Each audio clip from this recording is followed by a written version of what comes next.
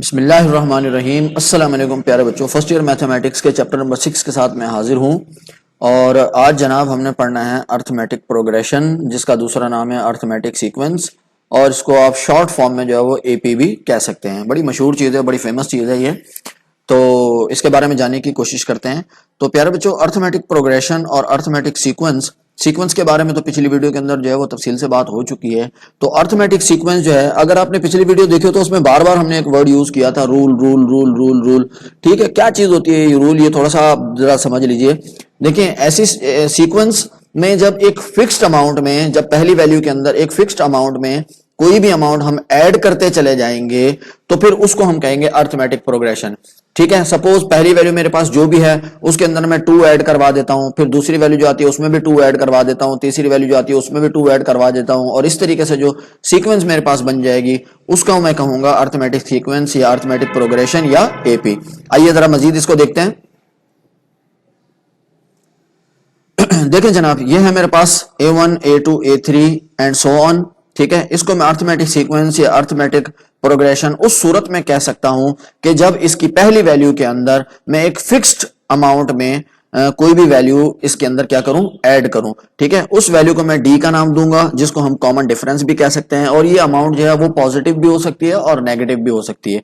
यहां पर एक बात का आपने ख्याल रखना है कि एन की वैल्यू जो है वो क्या होनी चाहिए, ग्रेटर देन 1 होनी चाहिए, क्योंकि अगर यहां पर आप 1 पुट करेंगे तो ये 1 - 1 हो जाएगा और ये 0 हो जाएगा। पिछली वीडियो के अंदर भी बात कर चुके थे कि यहाँ पे 0 नहीं आना चाहिए, क्योंकि पहली टर्म हमारी स्टार्ट ही A1 से होती है।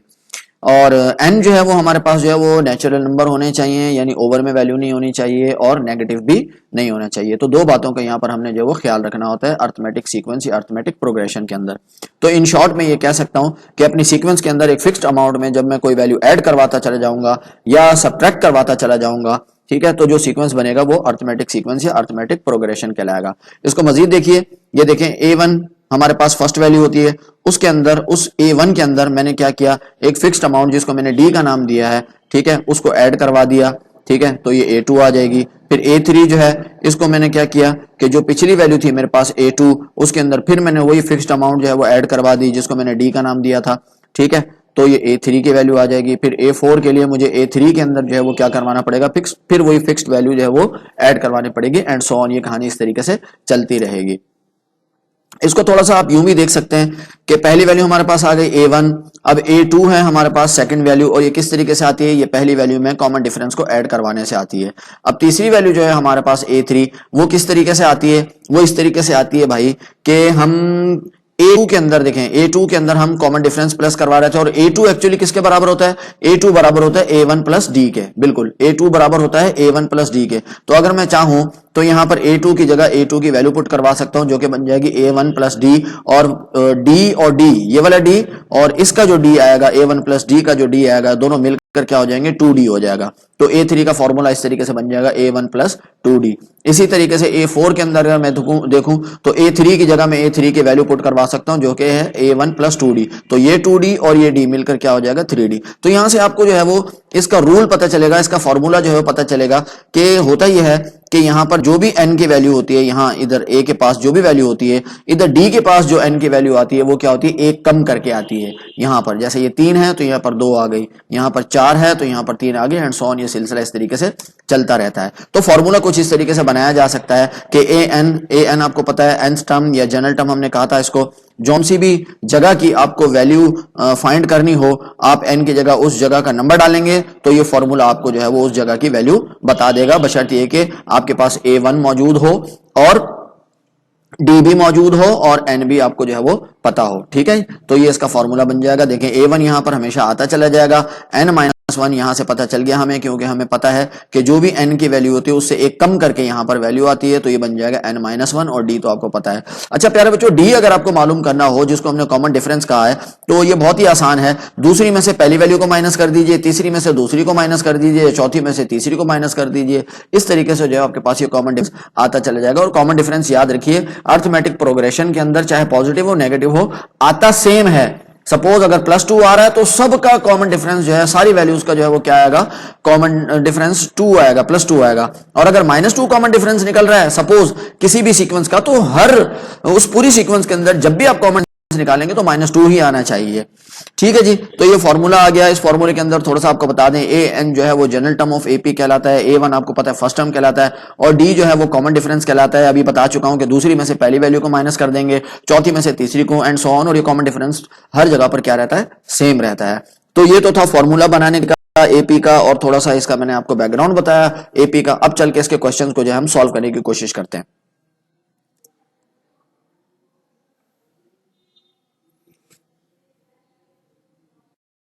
जी तो प्यारे बच्चों, ये क्वेश्चन है हमारे पास, find the number of terms in the AP if A1 is equal to 3, D is equal to 7 and AN is equal to 59। यहाँ पर देखें हमें नंबर ऑफ टर्म्स जो है वो फाइंड करने हैं एक AP के, और हमारे पास जो डेटा गिवन है वो A1 की वैल्यू दे दी गई है, D भी हमें यहाँ पर दिया हुआ है, AN भी दिया हुआ है, सिर्फ N मालूम करना है। तो बहुत ही आसान है, फॉर्मूला आपने पीछे देख लिया था, फॉर्मूला बनाने का तरीका भी आपको समझ आ गया है। ठीक है, सिंपल फॉर्मूला आपने पुट करना है और इसके अंदर क्या करनी है, कुछ भी नहीं करना है, सिर्फ ये वैल्यूज जो है इनकी जगह पर बस प्लॉट कर देनी है, पुट कर देनी है और सॉल्व कर देना है। AN की वैल्यू हमारे पास है 59, A1 की वैल्यू हमारे पास 3, कॉमन डिफरेंस 7 दिया हुआ है, N-1, N चूंकि पता नहीं है, N हमें मालूम करना है, वो एज इट इज आ गया। अब नेक्स्ट स्टेप के अंदर 3 जो है यहाँ पर पॉजिटिव है, इधर आके नेगेटिव हो जाएगा।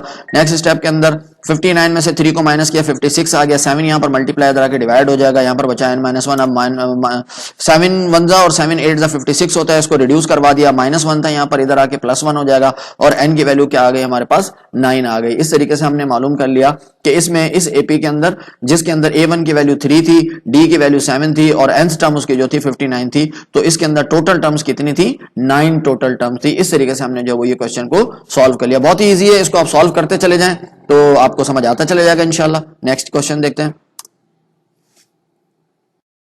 जी प्यारे बच्चों, ये नेक्स्ट क्वेश्चन हमारे पास है।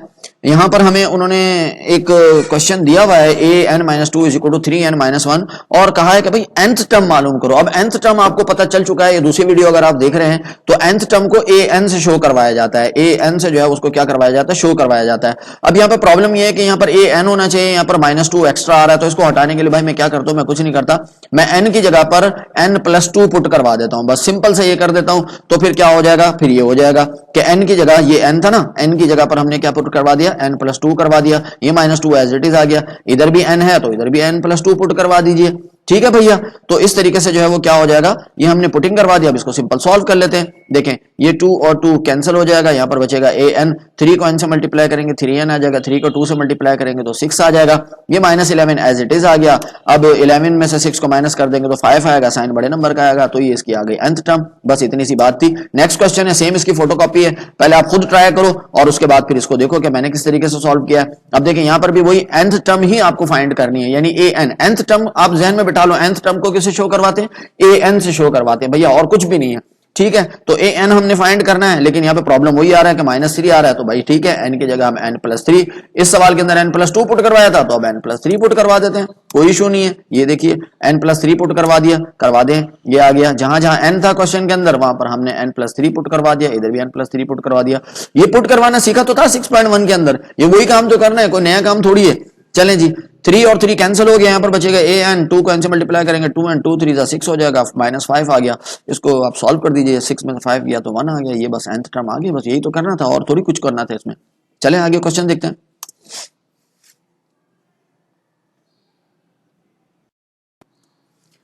जी जनाब, चौथा क्वेश्चन है 6.2 का, 13th टर्म हमने मालूम करनी है। 13th टर्म सोचिए जरा दिमाग के अंदर, क्या लिखेंगे इसको, जी बिल्कुल A13 लिखेंगे इसको।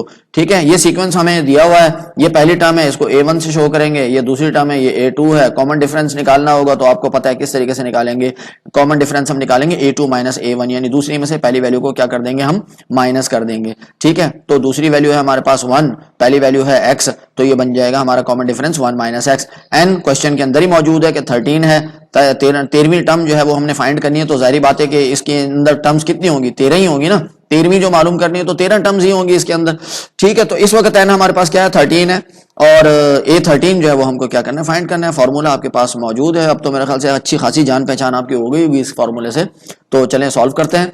ये देखें A13 equals to A1 plus 13 - 1। अब ये जो 13 - 1 है, इसकी जगह पर आप चाहें तो आप डायरेक्ट इस स्टेप को स्किप करते हुए डायरेक्ट आप ये फॉर्मूला भी आप लगा सकते हैं। आपको बताया था पीछे कि 13 अगर यहां पर है तो यहां डी के पास जो वैल्यू आएगी वो एक कम करके आएगी, यानी 13 है तो यहां पर 12 आएगी। तो अगर आप चाहें तो ये वाली लाइन यूज कर सकते हैं, अगर आप चाहें तो ये वाली लाइन यूज कर लीजिए, जो आपको इजी लग रही है वो आप यूज कर लीजिए, लेकिन कॉन्सेप्ट आपके माइंड में दोनों का होना चाहिए कि हो क्या रहा है। चलें जी, अब बाकी वैल्यूज पुट कर देते हैं। A1 की वैल्यू हमारे पास x है, 12 एज इट इज आ गया, डी हमने निकाला था ऊपर 1 माइनस एक्स था, तो बस सिंपल इसको सॉल्व कर लेते हैं। 12 को 1 से मल्टीप्लाई करवाया 12 आ गया, 12 को x से करवाएंगे तो 12x आ जाएगा।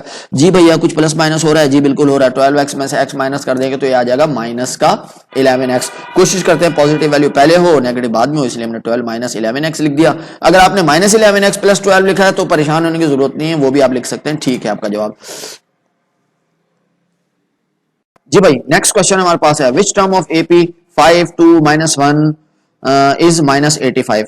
के ये जो -85 है ये कौन सी टर्म है, ये -85 जो है वो इस AP में कौन सी टर्म है, कौन से नंबर पर आ रहा है। तो चलें देखते हैं इसको।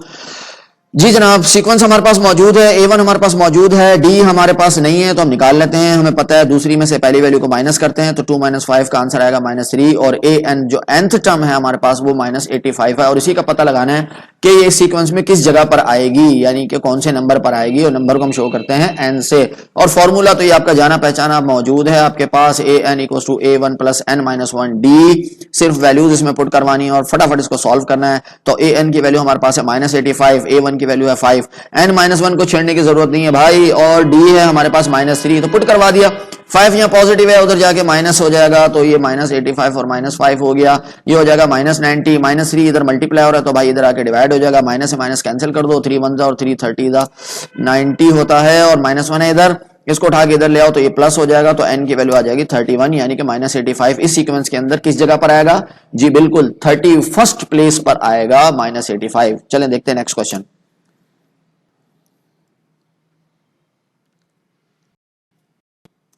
जी जनाब, विच टर्म ऑफ AP, अरे ये तो बिल्कुल पिछले क्वेश्चन की फोटोकॉपी है, ट्राई करेंगे आप, बिल्कुल करें ट्राई, मैं भी करता हूं आप भी ट्राई करें। 148 जो है जनाब इस सीक्वेंस के अंदर कहां पर आता है, इस AP के अंदर ये 148 किस जगह पर आता है, तो देख लेते हैं भाई किस जगह पर आता है। A1 की वैल्यू गिवन है -2 है, D हमें पता है हमको किस तरीके से मालूम करना है, दूसरी में से पहली वैल्यू को माइनस करना है। तो अब यहां पर थोड़ा सा ख्याल रखिए, अक्सर बच्चे 4 -2 लिख देते हैं, तो भाई -2 तो इस वैल्यू के साथ है, और माइनस जो फॉर्मूले का वो कौन लिखेगा, ये 2 दफा माइनस आएगा, एक दफा माइनस फॉर्मूले का आएगा, ठीक है, और एक माइनस इस अपनी टर्म का आएगा, तो 4 -2 है तो माइनस माइनस प्लस हो जाएगा, 4 + 2 हो जाएगा, ये 6। ये थोड़ा सा ध्यान रखना है बस आपने, बाकी सारा बिल्कुल छाप देना बिल्कुल पिछले क्वेश्चन की तरह। AN यानी nth टर्म हमारी हो गई 148, ये लिख दिया, और n यानी नंबर ऑफ प्लेस हमने मालूम करना है, तो n हमने मालूम करना है। फॉर्मूला आपका जाना पहचाना आ चुका है जनाब, सिर्फ वैल्यूज पुट कीजिए और सॉल्व कीजिए। AN की जगह 148 आ गया, A1 हमारे पास -2 मौजूद है, n-1 को नहीं छेड़ना अभी, D की वैल्यू हमारे पास 6 है, तो 2 इधर पॉजिटिव इधर आके सॉरी इधर नेगेटिव है तो इधर आके पॉजिटिव हो जाएगा, 6 इधर मल्टीप्लाई है तो इधर आके भाई डिवाइड हो जाएगा, 148 और 2 को प्लस करेंगे 150 हो जाएगा। देखें कुछ रिड्यूस होता है कि नहीं होता है। जी जनाब 6 1 और 6 2 12 और 6 5 30, बिल्कुल ठीक है। 150 को 6 पर डिवाइड करेंगे 25 आ जाएगा, -1 इधर आके +1 हो जाएगा। जी जनाब 148 जनाब इस AP के अंदर 26वें प्लेस पर आता है, 26वें प्लेस के बाद 25 प्लेस के बाद 25 वैल्यूज के बाद जो वैल्यू आएगी वो होगी 148। तो ये हमें मालूम करना था, देखें आपने किस तरीके से ये फाइंड कर लिया है बहुत आसानी के साथ। अगर अभी तक आप मेरी वीडियो देख रहे हैं तो इसका मतलब आपको समझ आ रहा है, तो भाई प्लीज इसको जो है वो लाइक और शेयर जरूर कर दीजिए। चैनल को अगर सब्सक्राइब नहीं किया तो बराए मेहरबानी सब्सक्राइब कर दीजिए, ताकि आपके पास चैप्टर नंबर 6 और बाकी वीडियोज ऑटोमेटिकली आती रहें।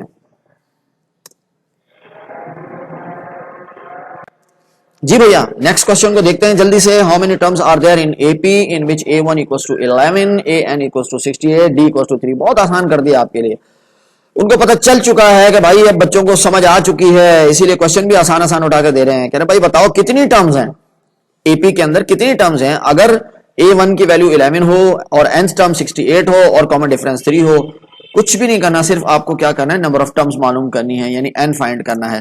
तो आइए देखते हैं। जी बिल्कुल A1 की वैल्यू 11 दी हुई है, D हमारे पास 3 ये भी दिया हुआ है, निकालने की जरूरत ही नहीं है, nth टर्म भी आपके पास मौजूद है। सिंपल इसमें वैल्यूज पुट करवाइए और n की वैल्यू फाइंड कर दीजिए जल्दी से। ये बिल्कुल पिछले क्वेश्चन की तरीके से बन चुका है। nth टर्म हमारे पास 68 है, A1 की वैल्यू 11 है, D की वैल्यू हमारे पास 3 है जनाब, 11 इधर प्लस है प्लस में है और उधर जाके हो जाएगा माइनस, इसको माइनस करवाएंगे तो आएगा 57, 3 इधर मल्टीप्लाई इधर आके डिवाइड हो जाएगा, इसको डिवाइड करवाएंगे तो 19 आ जाएगा, -1 इधर आके +1 हो गया, n की वैल्यू आ गई 20, यानी कि इसके अंदर टोटल टर्म्स कितनी होंगी 20। जी भैया एक्सरसाइज अपने इख्तिताम के करीब करीब पहुंचती जा रही है और क्वेश्चन भी आसान आसान आते जा रहे हैं। मैं उम्मीद करता हूं कि आप प्रैक्टिस कर रहे होंगे और आपको ये सारे क्वेश्चन बहुत अच्छे तरीके से समझ आ रहे होंगे। तो देखते हैं इस क्वेश्चन को। If nth term of the AP is 3n-1 find the AP. AP हमने फाइंड करनी है, इसमें कुछ भी नहीं दिया, बहुत चालाक हो गया किताब वाला भाई। अब कह रहा है कि भाई nth टर्म जो है ना यानी an का फॉर्मूला उसने एक न्यू बनाया करके, यानी जो हम फॉर्मूला यूज कर रहे थे ना उसको थोड़ा सा उसने और मॉडिफाई करके सॉल्व करके सिंप्लीफाई करके हमें दे दिया है। nth टर्म आपको पता है an से जो है उसको शो किया जाता है, ठीक है, ये फॉर्मूला बन चुका है हमारे पास, an से जो है वो nth टर्म को शो किया जाता है और उसने यही कहा क्वेश्चन के अंदर कि nth टर्म जो है वो ये है 3n-1 यानी nth टर्म यानी an, और कौन सी टर्म है 3n-1 है। तो अब इसके जरिए से हमने एपी फाइंड करना है, तो कुछ नहीं करना, पुट करवाते हैं हम इसके अंदर, पहले n की वैल्यू 1 पुट करवा देते हैं, फिर 2, फिर 3 एंड सो ऑन, जितनी टर्म्स आपको चाहिए आप वो पुट करवाते जाइए और चलते जाइए। मैं देखता हूं कि मैंने कितनी पुट करवानी है। पहले नंबर पे मैंने 1 पुट करवाया तो जहां जहां पर n था वहां पर मैंने 1 पुट करवा दिया, 3 1 3 हो जाएगा, 3 में से 1 माइनस करेंगे तो 2। जी जनाब a1 की वैल्यू मेरे पास आ चुकी है। अब n की जगह मैं 2 पुट करवाता हूं तो 3 2 6 हो जाएगा, 6 में से 1 माइनस करेंगे तो 5 आ जाएगा। अब मैं n की वैल्यू पुट करवाता हूं 3 3 3 9, 9 में से 1 माइनस कराया तो 8। तो मेरे ख्याल से मेरे लिए तो ये बहुत है 3 वैल्यूज। अगर आप 4 5 निकालना चाहते हो तो आप निकाल लीजिए, वैसे जरूरत नहीं है 3 निकाल के। इन 3 डॉट्स का मतलब आपको बता चुका हूं कि यही है कि ये सीक्वेंस इसी पैटर्न में इसी सीक्वेंस में जारी सारी है। चलते हैं नेक्स्ट क्वेश्चन की तरफ। जी मेरे भाई नेक्स्ट क्वेश्चन आ चुका है। दिखने में तो थोड़ा सा टेढ़ा मेढ़ा लग रहा है लेकिन जब सॉल्व करेंगे इंशाल्लाह बहुत ही आसान हो जाएगा। इसमें हमने क्या करना है, nth टर्म मालूम करनी है। nth टर्म बताएं, सोचें, मुझे जवाब दें कि nth टर्म क्या होती है। nth टर्म an होती है, बिल्कुल सही सोच रहे हैं आप। तो an हमने जो है वो क्या करना है इसके अंदर फाइंड करना है। तो ये क्वेश्चन जो हमारे पास है इसको थोड़ा सा हम जो है वो चेंज करके इस तरीके से लिख सकते हैं। देखिए ये इस तरीके से लिखा हुआ है, तो इसका जो ये स्क्वायर है अगर मैं चाहूं तो इस स्क्वायर को जो है इस तरीके से कॉमन करके भी लिख सकता हूं, और फिर उसके बाद ये 1/3 इसमें से 3 जो है इसको कॉमन करके अगर मैं लिखना चाहूं तो इस तरह 1/3 का होल स्क्वायर भी लिख सकता हूं। तो इस तरीके से ये 1/3 का होल स्क्वायर अलग हो गया और ये यहां पर मेरे पास जो है वो एक सीक्वेंस अपीयर हो गई, नमूदार हो गई, जाहिर हो गई। अब इसको मैं उसी फॉर्मूले से सॉल्व करता हूं जिनसे हमने पिछले सवाल जो है वो सॉल्व किए हैं। देखें अब इसके अंदर a1 जो है हमारे पास 4 है, d हमने निकालना कॉमन डिफरेंस, दूसरी में से पहली वैल्यू को माइनस कर देते हैं जनाब, और an हमने जो है वो क्या करना है इस क्वेश्चन के अंदर फाइंड करना है। तो an के आगे क्वेश्चन मार्क लगा दिया, फॉर्मूला हमारे पास ये मौजूद है, ये वैल्यूज हमने निकालनी है, ये इसमें पुट करवा देते हैं। जी जनाब an हमने मालूम करना है, nth टर्म हमने मालूम करना है, तो इसको कुछ करने की जरूरत नहीं, ये एज इट इज आ जाएगा। और ये जो आगे वाली सीक्वेंस थी इस सीक्वेंस को जो है वो हम क्या कर देते हैं इस फॉर्मूले से सॉल्व कर देते हैं। तो यहाँ पर a1 है, a1 की जगह a1 की वैल्यू पुट करवा दी जो कि 4 है, फिर n-1 एज इट इज आ गया क्योंकि हमारे पास यहाँ पर n जो है वो मौजूद नहीं है तो इसको छेड़ने की जरूरत नहीं है। d हमने कॉमन डिफरेंस निकाला था 3, और स्क्वायर चूंकि यहाँ पर क्वेश्चन के अंदर ही स्क्वायर था तो स्क्वायर एज इट इज आ गया, इसको भी छेड़ने की जरूरत आपको बिल्कुल नहीं है। अब ये जो 3 है इसको हम इससे मल्टीप्लाई करवा देते हैं, तो 3 को n से करवाएंगे मल्टीप्लाई तो 3n, 3 को 1 से करवाएंगे तो 3 आ जाएगा, 4 में से 3 को माइनस करवा देंगे तो मेरे भाई क्या आएगा 1 आ जाएगा। बिल्कुल ठीक कहा आपने, 1 आ जाएगा। अब देखिए ये भी स्क्वायर है ये भी स्क्वायर है तो दोबारा स्क्वायर कॉमन ले लेते हैं हम, तो ये क्या हो जाएगा 1 को इससे मल्टीप्लाई करेंगे तो ये वैल्यू एज इट इज आ जाएगी, 3 नीचे एज इट इज आ जाएगा और स्क्वायर हमने कॉमन ले लिया, तो यही तो थी nth टर्म। कुछ भी नहीं करना, उसने यही तो कहा था क्वेश्चन के अंदर कि भाई nth टर्म मालूम करो, तो ये आ गई nth टर्म।